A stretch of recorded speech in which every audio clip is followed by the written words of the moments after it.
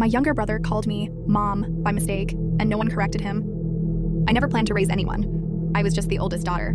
My parents worked long hours. When my younger brother was born, I was 12. At first, it was small things. Watching him while my mother cooked, helping with homework when my parents were tired.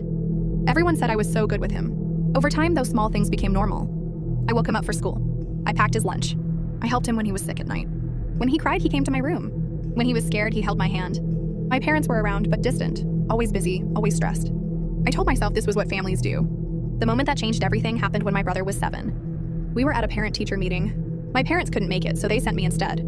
I sat in a small chair meant for children, listening to the teacher talk about his progress.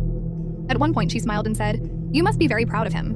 Before I could correct her, my brother looked up at me and said, "She's my mom." The room went quiet.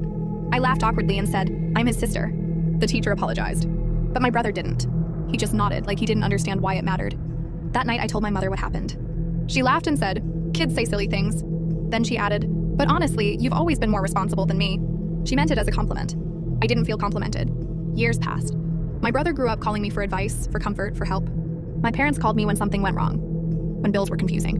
When emotions got heavy, I became the emotional center of the house without ever agreeing to it. When I finally moved out in my 20s, my family was shocked. My brother cried. My parents said I was abandoning them, that I was being selfish. I asked them a simple question. If I wasn't here before, who would have done all this? No one answered. Even now, my brother sometimes slips and calls me Mom on the phone. He corrects himself quickly, but the damage is already done. I love my family, but I also mourn the childhood I lost quietly. Not to abuse or anger, but to responsibility I never asked for, and praise that came too late.